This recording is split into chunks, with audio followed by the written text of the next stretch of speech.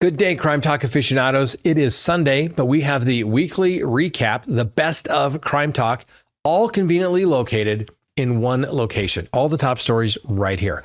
Thanks for watching. We'll see you next time. And remember, the Constitution matters. All right, lawyer.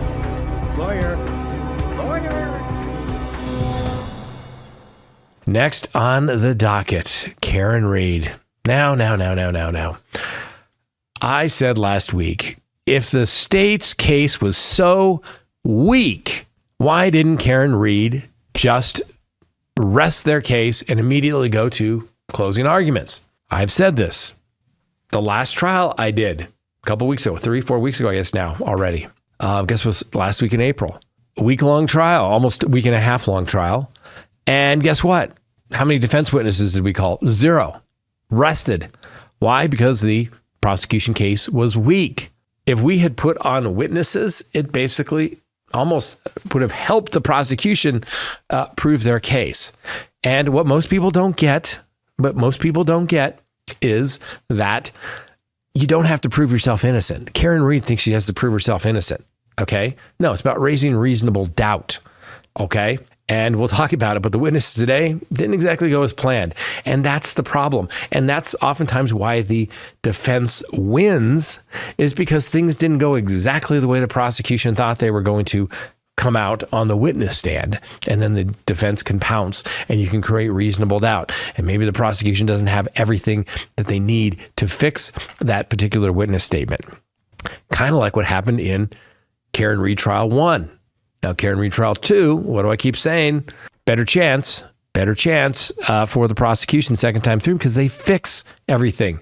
They know what their theory of the case is. And now the prosecution knows the defense theory of the case. And the defense really can't deviate from that second time through. That's why, attorneys usually tell clients, don't make a statement. Why? Because you're locked into that statement. And if you change that statement, you will be impeached.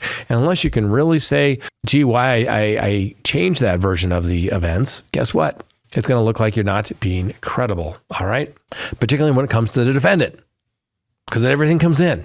So the Karen Read trial regarding the death of Boston police officer James O'Keefe, who was the then boyfriend of the defendant Karen Read.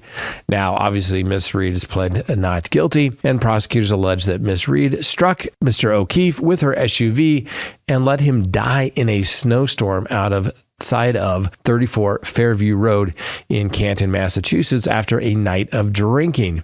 Like I said, Reed's pled not guilty to all the charges, which include second-degree murder, manslaughter while operating under the influence, and leaving the scene of an accident causing death. The defense contends that O'Keefe was beaten inside by fellow officers and then possibly bitten by the dog Chloe, and that Reed is obviously part of a huge cover-up and being framed by the police officers. Now, the first trial back in 2024 ended in that mistrial due to a hung jury, and the retrial continues. So on June 2nd, today, the defense began presenting its case after the prosecution rested. So far, 3 witnesses have testified. Jonathan Diamantis, a childhood friend of former Massachusetts State Trooper Michael Proctor, authenticated a text message chain in which Proctor made inappropriate and derogatory comments about Miss Read, such as calling her a whack job and using offensive language, something that rhymes with punt. And he also, there's text messages reference Reed's medical condition and express some bias against her. And it underscores Proctor's unprofessional conduct and explains why he was fired after these messages surfaced after the first trial. Now, Diamandis confirmed the text, but noted he did not encourage or defend Proctor's comments. I understand why the defense wants this in, saying, oh, look, they're biased against her. Frankly, the messages aren't that bad. Basically saying, hey, this woman's a wackadoo. She, waffled this police officer was the term that was used in the text, i.e. running him over. And basically, had some derogatory things to think about her. Completely inappropriate, unprofessional. Indeed, he should have kept his comments to himself. It is what it is. And his friend was put in a very bad situation for having to authenticate this. I'm still baffled by the rules of evidence instruction. that the judge allowed this in. How is this guy, this Diamantis guy, he can testify as to what he was testifying to by asking, what did you respond? What did you respond? But how is that not hearsay as it relates to Officer Proctor? Call Officer Proctor as a witness. The defense didn't. Now, the defense never has to do anything, but once they do, then, you can basically say, was that a good witness or not? I understand what they're trying to do. Look, he's a bad officer. He's going to get it.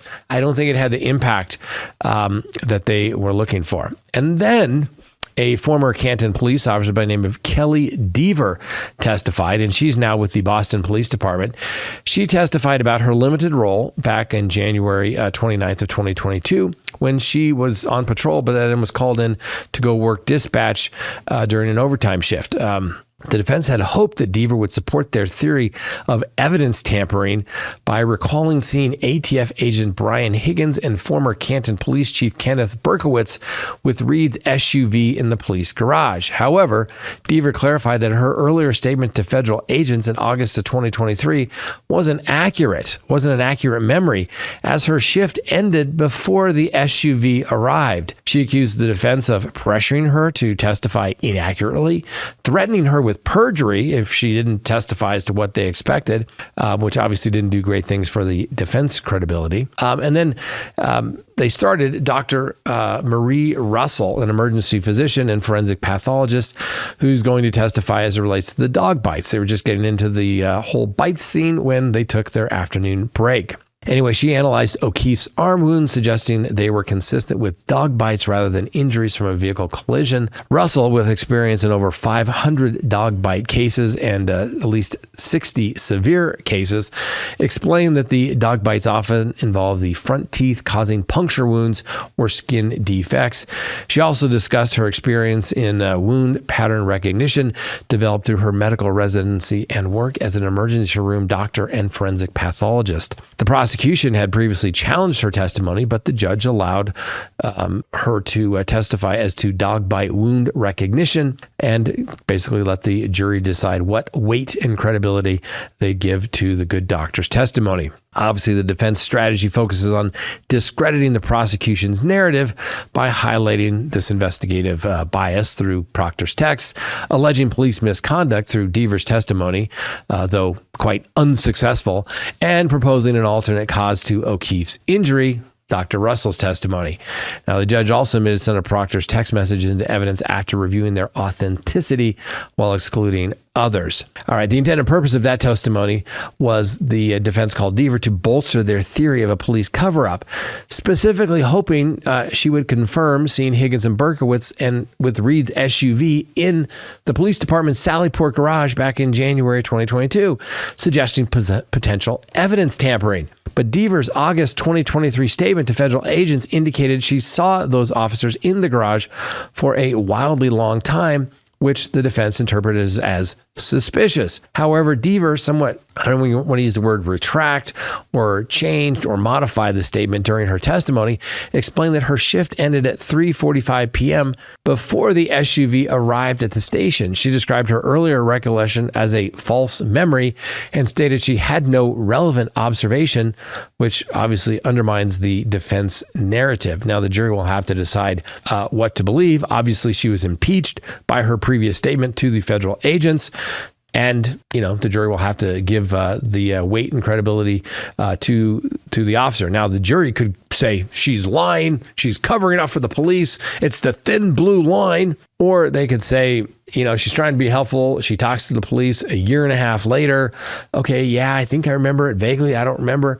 But then, as more information has been provided to her since that time, she realizes that, it's kind of factually impossible because I wasn't even there at that point anymore. So, like I said, the jury will have to decide, but clearly not the effect or the impact that the defense wanted. At one moment, she said, my whole career depends on how I testify here today. The defense jumped up on redirect and basically tried to imply that her testimony here, how she testified, affected her work employment. I don't believe that's exactly what she meant at all. I think she said that as a police officer, my integrity as a police officer comes into play when I'm a police officer and I testify, and that therefore I'm not going to lie and I'm not going to say what I don't specifically recall, and I probably should never have made those statements, but she did, and she was impeached upon it. She was definitely not wanting to be there, and the jury will have to decide what to believe. Now, the one thing that really came across as bad is that on cross by Mr. Brennan, Ms. Deaver testified that the defense attorneys, particularly Alan Jackson, pressured her to align her testimony with their theory, actually threatening her with perjury if she didn't comply. Deaver emphasized her commitment to the truth. My entire job revolves around what I say on the stand right now. If I was to lie, I could lose my job. I lose everything. This portrayal of the defense as coercive likely, damaged their credibility with the jury. We'll have to wait and see. And like I said, then on cross-examination, Special Prosecutor Brennan clarified that Deaver's initial statement did not implicate ATF agent Higgins or Berkowitz, the former police chief, in any wrongdoing. And her retraction further neutralized any potential benefit to the defense. And Deaver's mention of a meeting with the Boston Police Commissioner, Michael Cox, where he encouraged her to tell the truth, did not substantiate claims of obstruction, as she confirmed no one has asked her to lie. Now, Deaver's testimony also revealed her limited connection to the case, as she was not interviewed about the observations until August of 2023 and had no direct involvement beyond her dispatch role.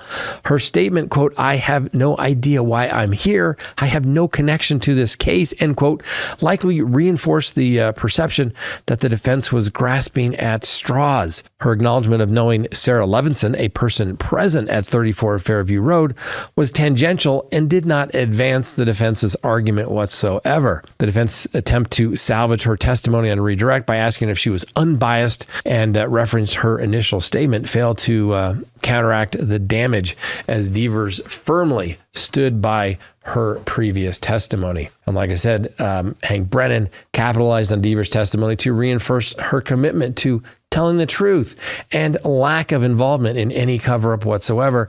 And Ms. Deaver denied any pressure from the Canton or Boston police departments, including from the commissioner himself, Michael Cox, with whom she said only encouraged her to tell the truth. Not a good start to where things are going. And the good doctor about the dog bite stuff, so far, not compelling. We'll see. Sometimes people look better on paper than they actually do testifying in person under oath. If you've ever had to testify under oath, it's a lot different. It's not easy for anybody to do that. And because you want to listen to the question and you want to make sure you answer the question and not add something to it. And you got to wait to see if there's going to be an objection. And it is much more difficult than most people think. But I think most people, don't get me wrong, it's not like it's some truth chair where somebody gets in there and they tell the truth. I've seen lots of people lie on the witness stand. But usually it comes out through cross-examination for the jury to decide who is telling the truth. Remember, cross-examination, the greatest truth-seeking tool that has ever been invented, for sure. But so far, the defense is off to a very slow start. Karen Reed's attorneys move for a mistrial. So, remember from the first trial, the German Shepherd, Chloe? Well, she's kind of taking center stage in Karen Reed's second murder trial today as it relates to the woman accused of killing her then Boston police officer boyfriend, John O'Keefe. Now, the German Shepherd named Chloe has emerged as a pivotal element in the defense case in chief, and the trial is now in its 7th week as of June 3rd, and obviously people are watching it. Some people a little more intently than others. Apparently, our audience isn't huge on the Karen Reed, but you go to X or something, this is the only thing people are talking about. And I think the defense case has turned into a complete catastrophe, crashing and burning before our very eyes. But I digress, so let's continue. For those who don't know, John O'Keefe's body was found in the snow outside a Canton, Massachusetts home back in January of 2022 during a apparently historic blizzard. Now, prosecutors allege that Reed struck O'Keefe with her SUV at approximately 25 miles per hour, causing a fatal head injury and left him to die in the cold and snow. Reed's defense team, however, counters that she was framed, claiming that O'Keefe was beaten by fellow police officers, then allowed to be attacked by a dog and then abandoned outside the front house where the beating and dog attack apparently took place. The defense further alleges that the now former Massachusetts State Trooper Michael Proctor, the lead investigator on the case at the time, orchestrated a cover-up. Anyway, like I said, a lot of public interest, particularly after the hung jury in Reed's first trial back in 2024. And like I said, I would have found her not guilty because the prosecution did such a horrible job on the first trial. But this trial, prosecution, they're winning. If, trial's like a tennis match, it's like 40-love at this point, in my humble opinion. Anyway, Chloe's role in the defense, remember the German Shepherd? That was the dog residing at the house where O'Keefe's body was discovered. Anyway, the defense put on Dr. Maria Russell, a physician and forensic specialist, and she testified that a large superficial gashes on O'Keefe's arm were consistent with canine claws and teeth. She returned to the stand on day 2 today, where Russell reiterated her findings, describing the wounds as characteristics of incomplete dog bites that did not fully penetrate the skin. Now, Russell's testimony challenges the prosecution narrative, contrasting that their crash reconstruction expert, Judson Welcher, who suggested that O'Keefe's injuries resemble those from a vehicular impact, the car. Anyway, Russell disputes this, noting that O'Keefe's wounds lack the skin loss typical of such a collision. Now, the prosecutor's cross-examination by Special Prosecutor Hank Brennan rigorously questions Russell's conclusions, and he highlighted the absence of dog DNA on O'Keefe's sweatshirt, which tested positive for pig DNA of unknown origin. Anyway, Russell acknowledged that the dogs typically leave saliva and hair when biting, but noted that the sweatshirt was not tested for DNA until months after O'Keefe's death. She argued that immediate swabbing would have been ideal for a thorough investigation, a point that Brennan countered by stating that no evidence initially suggested that there was a dog attack. Anyway, Brennan also questioned Russell's methodology, noting the lack of standardized approach for identifying dog bites.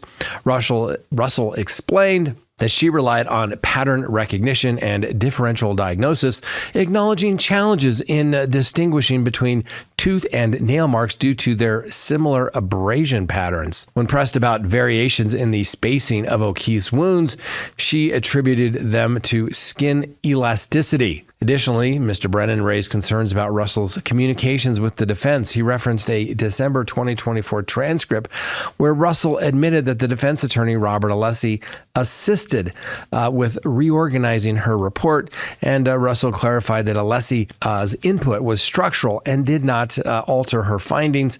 Brennan suggested that a conversation with Alessi on June 3rd during a ride to court that morning violated the witness's sequestration rules, aiming to undermine Russell's credibility.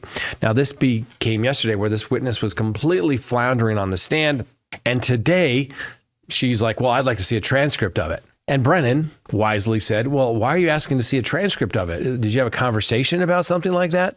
Well, yeah, I may have been driving to court today with the attorney, and he may have suggested that I take a look at a transcript before I agree to anything. Oh, really? You were discussing your testimony, even though you haven't finished your testimony?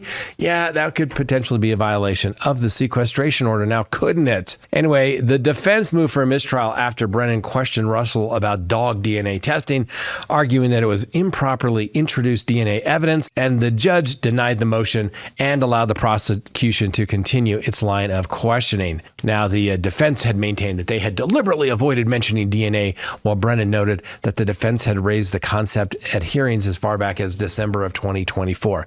Now, when the defense got up and said they strenuously are going to object to this questioning, and they want a mistrial, and the prosecution has done wrong, I literally rolled my eyes and said, you've got to be kidding me. This is your expert witness that you put on the stand to say that this was dog bites evidence, right? And you asked the witness to say, was there anything that would suggest that this was from a vehicle impact? Really? Have you been watching the first 25 days of this trial? Anyway, the defense wanted to avoid the DNA because it looks bad for the defense, right? They're advocates. They only want to bring up what is good fact. But when you put an expert opinion out there and you have an expert opine as to that opinion, you get to test the basis of that opinion. Okay, doctor, just like Brennan did. Okay, doctor, you say that this was not a cause of an accident with a car. Well, did you consider this? Did you consider the car, the height, the weight? Did you do any testing? Did you go look at anything? No. That goes to the weight of their opinion, ladies and gentlemen. The judge, I'm not a big fan of, but the bottom line is she made the correct decision. If you make an opinion, if you're allowed to testify to an opinion, whether an expert or a layperson, guess what? You get to have the basis of that opinion challenged. If I was on trial and I was charged with a crime of violence and I put on peacefulness evidence, right? Someone could get up and say, well, Mr. Witness who says Scott Reich is peaceful, did you know that one time where he erupted and just lost his mind and yelled at everybody and threw everything around the room? Now, I'm not a yeller or a screamer, so that'd be out of character, but they would get to test the basis of that opinion, ladies and gentlemen. So, and I'll be honest with you, I've been trying to refrain. Like I said, first trial, I would have found her not guilty. Prosecution sucked. This time, the defense sucks. All right. Every witness, and I told you this comes with the fact that you now have an experienced prosecutor and defense attorney prosecuting the case. He has anticipated everything that the defense has tried to put up, and he has decimated their case. They are floundering right now. And this Dr. Russell, she's an embarrassment. There's a reason why she's never testified as an expert anywhere. She is atrocious. She should be embarrassed for herself. The defense should be embarrassed for hiring this woman. She changes her testimony to fit whatever narrative. She volunteered, tried to input herself into this situation. Absolutely embarrassing. All right. I'm just going to leave it at that. Absolutely embarrassing. I would want to get her off the stand. Defense, when we started this, they were going back to do another redirect of her. Like, get her off the stand. She sucks.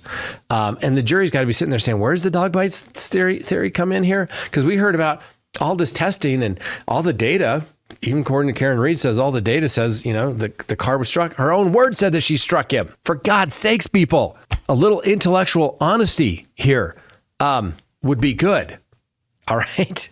Talk about bias. If you're completely ignoring this, and if you think the last couple of witnesses have been good for the defense, you're not being intellectually honest with yourself. You are not. Now, who knows? Lori Vallow? Now, who knows? Karen Reed? She could win. Maybe they pull one out of the hat here, and I'm completely wrong, and I will eat the magic 8-ball. All right? But from this attorney's perspective, it is not going well. Next on the docket, Lori Vallow shows up to court in a wheelchair. That's right. So the trial of Lori Vallow there in Maricopa County, Arizona, on the charge of conspiracy to commit the murder of her former nephew-in-law, Brandon Boudreaux, has been postponed due to the defendant's health issues. Now, according to various accounts there in the courtroom, based upon courtroom's observations, the events leading to the continuation of the trial date. Now, the court session concluded, and they're suspended until Wednesday. The judge apologized to jurors for the delay, instructing them to return to court Wednesday morning, and he advised them not to research, anything about the case because they're not supposed to do that. Anyway, the jurors responded positively, saying that'll work. Anyway, the judge expressed embarrassment. The judge notes that it's an unprecedented situation in his career where it's arising where jury selection from the proceeding was planned and basically had to stop. So he apologized for any of the inconveniences, and the jurors were ultimately led out of the courtroom. One juror was excused due to a scheduled camping trip, and Lori's advisory attorney and prosecutors left the courtroom when the judge appeared visibly frustrated between an emotional exchange between Lori Vallow. Anyway, Lori Vallow was crying loudly and refused to move from her wheelchair, apparently, and the judge requested that she and the prosecutor exit, preparing to address jurors without the attorneys present. Now, the judge suggests Lori move to a regular chair for jury selection, but she resists, citing health concerns and stating, "You are putting a lot of pressure on me to be better by Wednesday. She expressed worry about being compelled to attend if her condition persists, and the judge confirms he may order her presence on Wednesday and proposing the next day off to, like I said, assess her medical conditions. It was unclear exactly what took place, but apparently she is suffering some sort of flu-like symptoms and just doesn't feel as though she can proceed.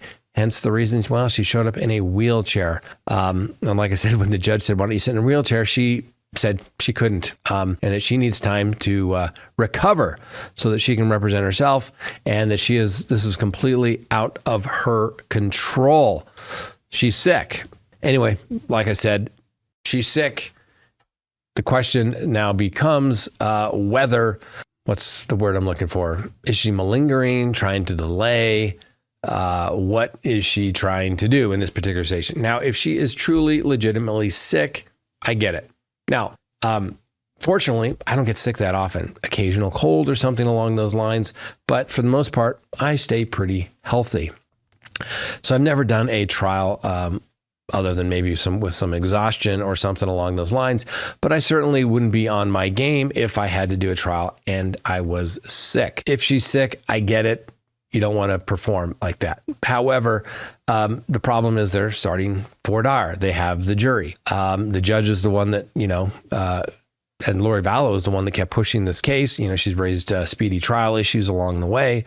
But now she, basically can't have her cake and eat it too. So we'll see. We'll check back in on Wednesday. We're going to bring you the trial. We'll see if it starts on Wednesday. Well, the circus is coming to town. They're in Ada County. And guess what? The real press doesn't like it because they don't get reserved seating.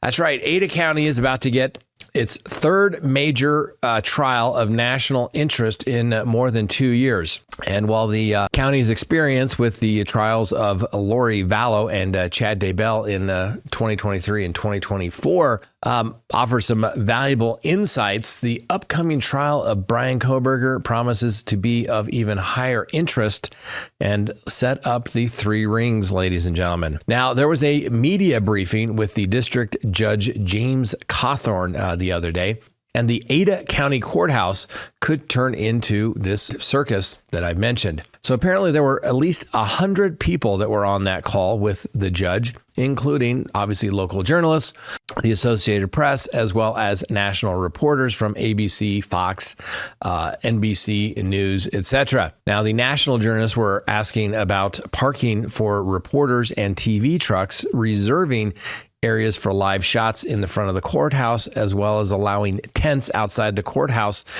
during those summer days once the trial begins in August. One reporter even suggested allowing scaffolding to be erected so that all the TV live shots can be done from up above. Now, compared to the Vallow and Daybell trials, like I said, this is going to be a big one. And to the judge's credit, he emphasized that however big this trial is, the goal is to continue to allow the normal operations of the courthouse, with as many as 300 other trials going on during the Kohberger trial. I mean, that's a lot of trials, 300, but depending on how you count it, they're probably set. Anyway, so several media outlets are requesting that the court allow a pool still photographer in the courtroom, that the court reserves at least one seat for pool text journalists that could make individual camera feeds available from the live stream that the court is providing, and that the court consider lifting the non-dissemination or gag order during the trial. Now, most people in the press, and certainly I've been a free speech advocate because we are, so I would support all those requests.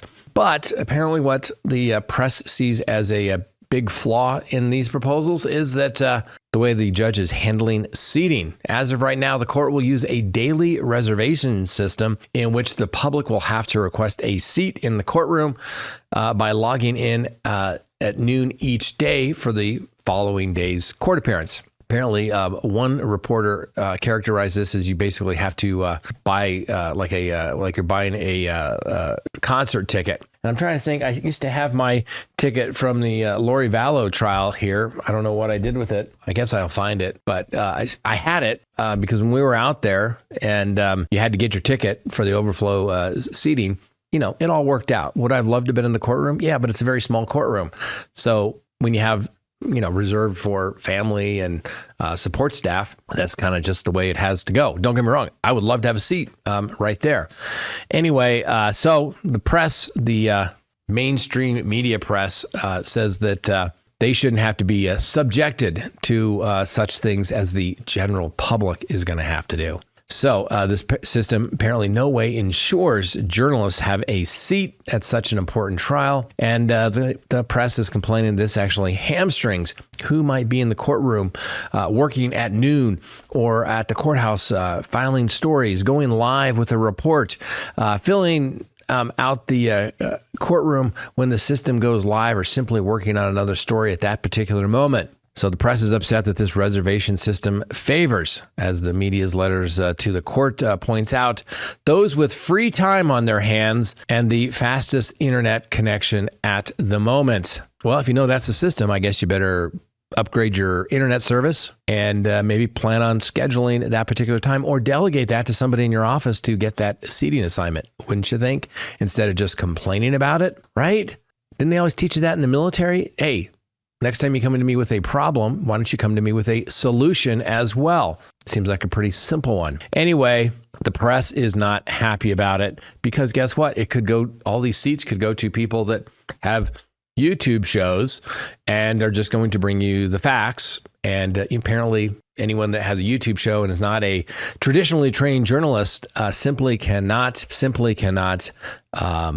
bring the news to you as anyone else. So anyway, so the press is saying that the best solution at a minimum is to allow at least one pool reporter and a trained journalist from a legitimate, reputable news outlet who will report from the courtroom with a guaranteed seat each day to provide a written account shared with every news outlet. Even better would be a pool reporter along with 3 or 4 guaranteed seats for journalists that a random lottery system could determine is their proposal. Anyway, the press says whatever system is chosen, the bottom line is that for such an important trial as this, it is vital that the media have a presence in the courtroom each day, relay the events to the public. And the current system apparently just doesn't guarantee good enough seating for the trained journalists. Because the trained journalists, they ask questions like, who was involved? What happened? Where was it? What happened next? Oh my gosh. Or even better yet, the court should obviously stream it, which they've said they're going to do, which is the best thing so that people can actually watch it and see it and judge it for their own eyes as well. Anyway, the mainstream press says that they provide an impartial eye into the co-equal branch of government, and that their work helps to protect democracy by ensuring a well-informed citizenry. Now, I certainly do like a well-informed citizenry, and I have for a long time said the courtrooms should be open to everybody. I mean, obviously, you have a Sixth Amendment right to a public trial, but that should include basically live streaming every courtroom in the country. There shouldn't be any limitations on it. Everybody should be able to see what goes on in any courtroom, anytime, anywhere. So although I support, access to the courts, as somebody that works in the courts on a daily basis, I believe that people should see what's taking place. Are people being zealously represented? Are the judges being fair and impartial to both sides? Is the prosecutor seeking justice and not just being mean-spirited? Those are the type of things that we should see. I disagree with the press saying that, oh my gosh, you must be a trained journalist to do that, and somehow that they are impartial. I provide commentary on the news. I don't I tell it the way I see it. We'll talk about that in a minute. But anyway, we'll see what happens to the circus. We've definitely blocked out some time, and since the trial is going to be there for several months, we'll still be able to jump on CrimeTalk 1 and go check out the trial. Maybe I can put in for my media credentials to get into that seated pool. Wouldn't that be great? I think it would be. Luigi Mangione, right? Because guess what? More information, and it's not good. All right. So newly released court documents reveal some details from Luigi Mangione's personal diary. exposing an alleged meticulously planned assassination of the United Healthcare CEO, Bryan Thompson, who was executed in Manhattan in December of 2024. Now, Mangioni's handwritten entries disclosed in a filing just yesterday provide a window into his motives and preparations for the murder, as well as reflection on the tactics of the Unabomber Ted Kaczynski. Prosecutors presented the contents of a red notebook diary recovered from Mangione upon his arrest at a McDonald's in Altoona, Pennsylvania, following a 5-day manhunt. The diary outlines his calculated scheme, including the entry date August 15th, 2024, where Mangione expresses confidence in his plan, stating, quote, "I finally feel confident about what I will do. The details are coming together, and I don't feel any doubt about whether it's right or justified," end quote. He credits his delay for allowing further research into United Healthcare, noting a prior consideration of an unspecified target, KMD, which was deemed unjustified and unhelpful. Instead, he fixated on United Healthcare, declaring, quote, "The target is insurance. It checks every box," end quote. In an entry dated October 10th, 2024, Mangione marks 1.5 months until the attack, critiquing Kaczynski's indiscriminate bombings as counterproductive. He writes, "Normies characterize him as an insane serial killer, focus on the act atrocities themselves, and dismisses his ideas." Mangione argues that bombing United Healthcare headquarters would be seen as terrorism and risk innocent lives, opting instead to target the CEO of the company's parasitic bean-counting convention. To make a pointed statement, he then refers to healthcare industry figures as parasites and mafioso, describing the December conference as a true windfall, embodying systemic flaws. Another note reveals Mangione's apology to federal agents, stating, quote, "I do respect what you do for our country," end quote, while insisting he acted alone and directing investigators to his notebook for insight into his motives. Now, despite the alleged confessions, Mangione has pled not guilty, which he is absolutely entitled to do, to all of the state and federal charges, and prosecutors intend to seek the death penalty in the federal case if Mangione is convicted. Now, the 82-page filing counters defense motions, including a claim of double jeopardy due to parallel state and federal cases. And the Manhattan District Attorney, Joel Seidelman, described the evidence as overwhelming, calling the case open and shut. The filings also detail Mangione's movements, alleging he stalked Thompson the night before the shooting, with surveillance captured near an encounter on December 3rd, 2024, near the Hilton Hotel. Now, on December 4th, Thompson was fatally shot outside the Hilton Hotel en route to the United Healthcare's annual conference. And surveillance footage shows a masked assailant shooting the 50-year-old at a point-blank range before fleeing on a bicycle into Central Park. Bullet casings at the scene bore the words "deny, delay, and depose," a phrase linked to insurance claim disputes. Now, Mangione's arrest 5 days later followed a high-profile manhunt, and the case has sparked debate about the U.S. healthcare system, with Mangione's gaining a cult following. And let's not forget his $1 million in legal fund contributions. He is scheduled to appear in court again on June 26th of 2025. Well, ladies and gentlemen, obviously these items were seized when Mr. Mangione was arrested. So the only way you got to keep them out, remember what we talk about, ladies and gentlemen, got to keep those bad facts out. How do you do that? You got to suppress the evidence. How do you do that? Well, in this particular case, to say that they were seized illegally. Tough road to hoe, both in state and federal court. And yes, you can have parallel jurisdictions prosecuting the same thing. It's just the way it is, ladies and gentlemen. Separate sovereigns. You can be charged with the same crime, different sovereignty, federal and state. Normally, they kind of say, well, we'll pick one. But in this particular case, obviously, the feds want it because the death penalty can be imposed. Now, are they going to be able to impose the death penalty on one guy that commits one murder? Heck, have a difficult enough time on one guy that commits 4 murders. So maybe they should save their time, money, and effort. Obviously, Mr. Mangione is entitled to his presumption of innocence. I would love to hear what his supporters say about that particular evidence. Obviously, it's bad, particularly if it can be corroborated, right? Juries tend to listen to people's own words and statements and writings, ladies and gentlemen, because people usually don't say things unless they, don't mean them, particularly if they're going to kill somebody. And if that can be corroborated by steps that Mangioni's been taken, that's going to be tough. Hey, I'm a defense guy. I know. But I'm telling you, the way defense is looking at this, those writings need to go away. Then they could possibly run an identification defense saying it wasn't Luigi Mangioni. It was just some guy that looks like Luigi Mangioni.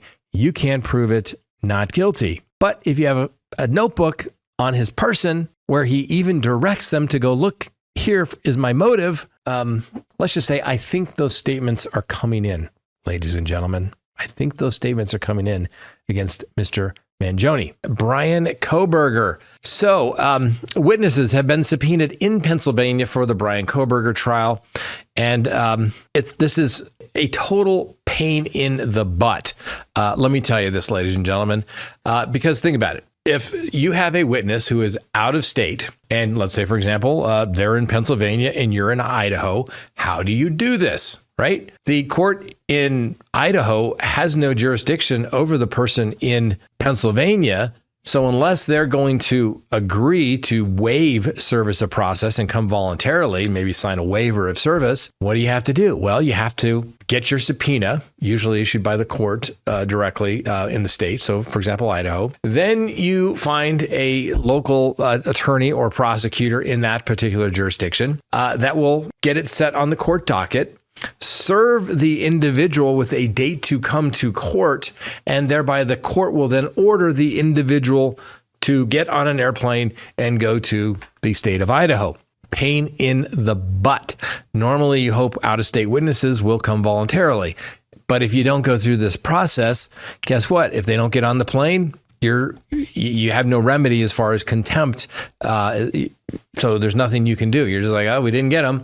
And then when your client loses, they're going to come back and say you didn't get this witness and you were ineffective, and that witness would have changed everything, and therefore you were ineffective. Pain in the butt. It's a procedure you got to do. There's a kind of interstate compact among all the states. It's just a pain, but they're doing it. So, in preparation for the capital murder trial of Bryan Kohberger, scheduled to begin on August 11th, a Pennsylvania court has issued subpoenas to 5 individuals connected to Bryan Kohberger's past. These witnesses include a former professor and a boxing gym employee, and they were all ordered to attend a hearing on June 30th, 2025, to justify why they should not testify in the case concerning the November 13th, 2022 murders of 4 University of Idaho students. Obviously, that includes Kaylee Gonzalez, Madison Mogan, Zana Kernodle, and Ethan Chapin. Now, the summoned individuals include Michelle Bolger, a DeSalle University professor who taught Bryan Kohberger during his criminal justice master's program. And Bolger previously expressed shock, describing Kohberger as a, quote, brilliant student, end quote, and stating, quote, I don't believe it, but I get it, end quote, upon learning of the accusations. Then we have Ann Parman, an advisor at DeSalle University, Jesse Harris, an employee at the boxing gym where Kohberger trained daily, as noted in a 2015 job application. We have Ralph Vecchio, Vecchio, and Maggie Sanders. It's unclear what role they played in Bryan Kohberger's life previously or why they would be needed at the trial. Now, most of these are probably mitigation witnesses for sentencing, but, well, I'm telling you what we know so far. Like I said, the purpose of the last two's testimony is unclear, and it's also unclear whether it's for the prosecution or the defense. It's unclear from the filings there in Pennsylvania. Now, for those who don't know, obviously Bryan Kohberger faces charges for the brutal stabbing of the 4 Idaho students at their Moscow, Idaho home. Obviously, evidence linking Bryan Kohberger to the crime includes DNA on a K-bar knife sheath button. Yes, the little button on the little knife sheath. And that was found under the scene it was found at the scene under one of the victims, specifically Madison Mogan.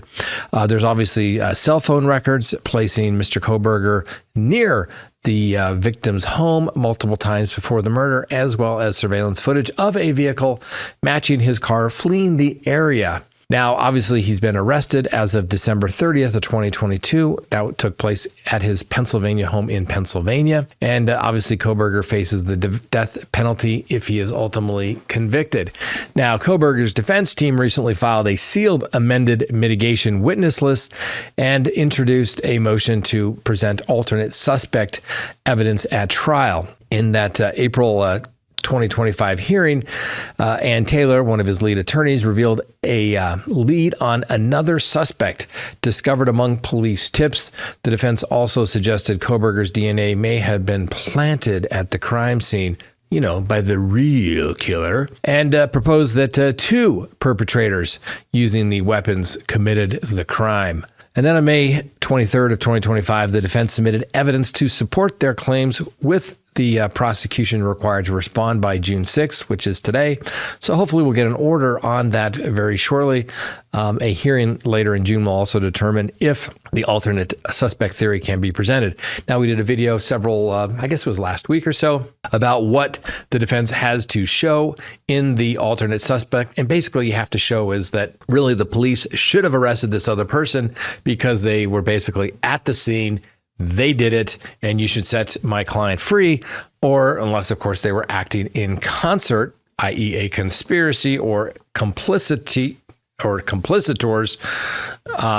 Anyway, Bryan Kohberger hasn't been released, and as far as we know, no one else has been arrested.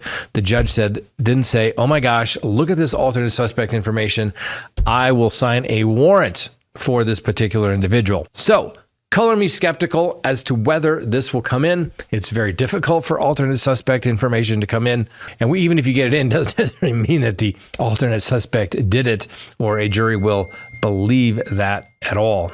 Obviously, the defense plan strategy is to significantly impact the trial if the alternate suspects comes in. Because, hey, if you can convince just one juror of a reasonable alternate suspect, well, it could lead to possibly a hung jury. Who knows? Maybe a complete acquittal. We'll obviously have to wait and see. Now, the defense has also requested a continuance of the delay, citing the recent Dateline episode that disclosed what the defense describes as sensitive details, including Kohberger's phone records, online searches, and unseen surveillance footage. The judge overseeing the case issued a stern order suggesting a gag order violation by someone close to the case, and he initiated an investigation to identify the leak, and he ordered both sides to preserve records and to provide names of all of the individuals with access to the information that was released. This development obviously raised concern about the seating of an impartial jury, and let's just say the judge was not amused. So as the trial approaches, they're making arrangements for witnesses to appear at trial. We'll see how the alternate suspect goes. There's a hearing on June 30th that will clarify any witness roles, while the court will also rule on the alternate suspect evidence, which could obviously shape the trial's outcome. Obviously, the CrimeTalk aficionados will be watching along with the nation, and the proceedings will test the judicial system's ability to balance evidence, media influence, and justice in a case such as this. Now, in recent court filings as well, because sometimes they're a couple days behind, the court granted access to sealed records dated March 5th, 2025. And of course, that's all sealed. Interesting, because somebody took the time to get access to the sealed records, and the court granted it. Very interesting. I'd be curious to know who was involved in that, what did they get, and if it's able to be unsealed, why shouldn't the rest of us get to see it as well?